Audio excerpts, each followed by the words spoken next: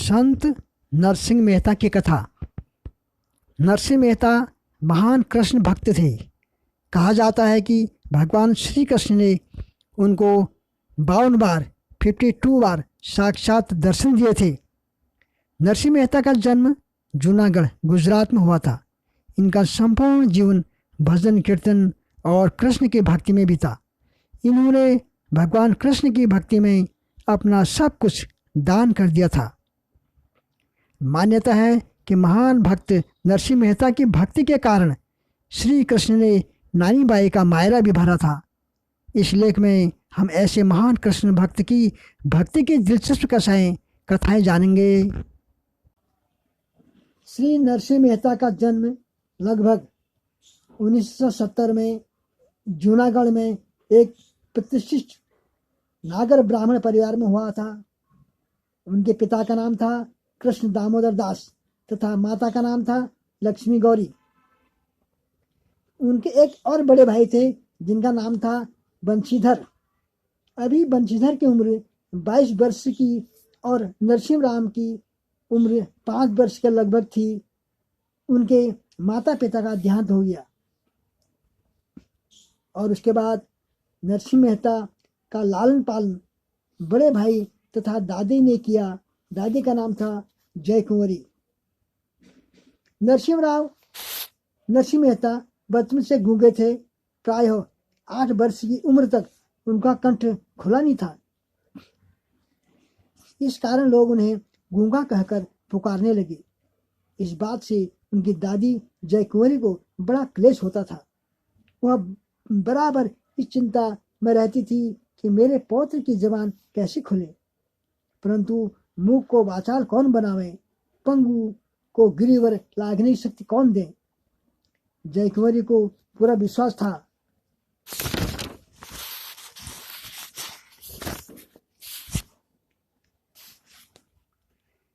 ऐसी शक्ति केवल एक परम पिता परमेश्वर ही हैं। उनकी दया होने पर मेरा पौत्र भी तत्काल वाणी प्राप्त कर सकता है। और साथ ही यह भी उससे विश्वास था कि उन दयामय जगन्नाथ की कृपा साधारण मनुष्य को उनके प्रिय भक्तों के द्वारा ही प्राप्त हुआ करती है।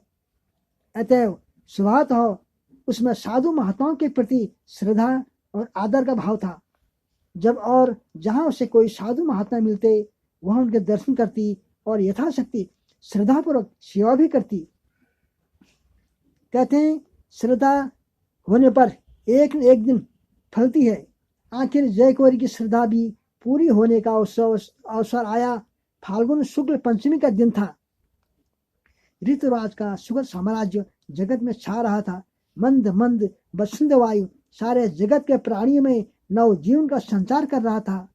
नगर के नर नारी प्रायः नित्य ही सायंकाल हाटकेश्वर महादेव के दर्शन के लिए एकत्रित हुआ करते। स्त्रियां मंदिर में एक होकर मनोहर भजन तथा रास के गीत गाया करती। नित्य उस तरह उसी दिन भी खासी भीड़ थी। जय कुंवरी भी नाती को लेकर महादेव के दर्शन को गई। दर्शन करके लौटते समय उसकी दृष्टि एक महात्मा पर पड़ी जो मंदिर के एक कोने में पद्मासन लगाए बैठे थे। उनके मुख से निरंतर नारायण नारायण शब्द का प्रभाव चल रहा था। उनका चेहरा एक अपूर्व ज्योति से जगमगा रहा था। देखने से ही ऐसा मालूम होता था जैसे कोई परम सिद्ध योगी हो। उनकी दिव्य तपोबल प्रतिभा से आकर्षित होकर जय कुंवरी भी अपने साथ की महिलाओं के संग उनके दर्शन करने के लिए गई। उसने दूर से ही बड़े आदर और भक्ति के साथ महात्मा को प्रणाम किया और हाथ जोड़ के विनती की। महात्मन, यह बालक मेरा पौत्र है। इसके माता पिता का देहांत हो चुका है। प्रायः 8 वर्ष का यह होने वाला है, पर कुछ बोल नहीं सकता। इसका नाम नरसिंह मेहता है, परंतु सब लोग इसे गूंगा कहकर पुकारते हैं। इससे मुझे बड़ा क्लेश होता है। महाराज, ऐसी कृपा कीजिए कि इस बालक की वाणी खुल जाए। गोस्वामी तुलसीदास ने ठीक कहा है, संत हृदय नवनीत समाना, कहाँ कभी न परी कहे न जाना, निज परे ताप द्रव्य नवनीता, पर दुख द्रवी संत सुनपीता सुपीनता। माताओं का हृदय मक्खन के समान होता है। इतना ही नहीं, माखन तो केवल अपने ही ताप से द्रवित होता है और सत्य पुरुष दूसरों के ताप से द्रवीभूत हो जाते हैं। फिर ये महात्मा तो देवी शक्ति से संबंध थे और मानो उस वृद्धा की मन कामना पूरी करने के लिए ईश्वर द्वारा प्रेरित होकर वहां आए थे। उन्होंने बालक को अपने पास बैठाया और उसे एक बार ध्यान पूर्वक देखकर कहा, यह बालक तो भगवान का बड़ा भारी भक्त होगा।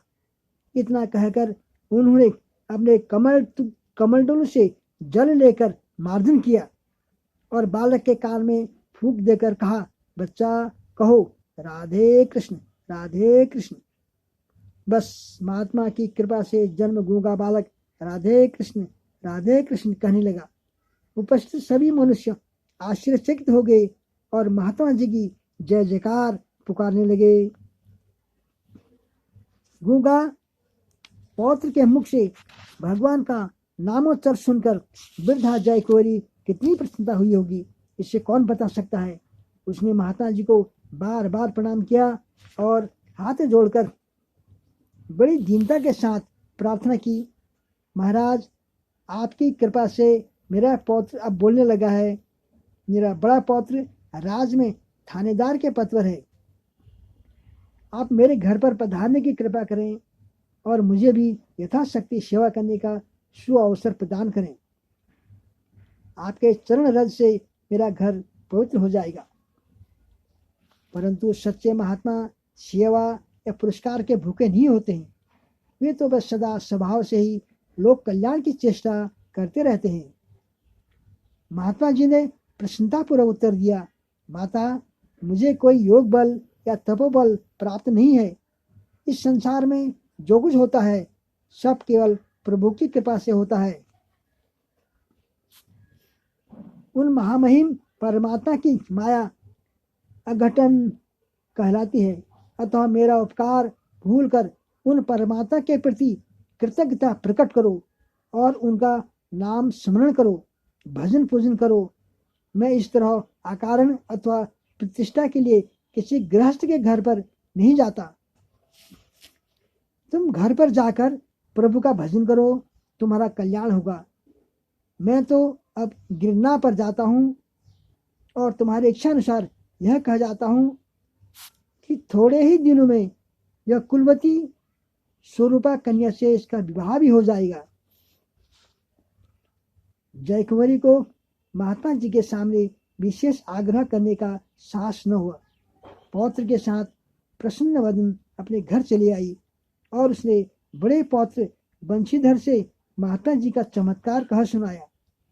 बंशीधर ने महात्मा जी के दर्शन करने की लालसा से सिपाहियों को एक बड़ी टोली खोज कराई, परंतु उन्हें कहीं पता नहीं लगा। लोगों का विश्वास है कि उन्होंने अपने भाई भक्त नरसिंह मेहता को इष्ट मंत्र तथा वाचा देने वाले सिद्ध पुरुष स्वयं भगवान श्री कृष्ण ही थे।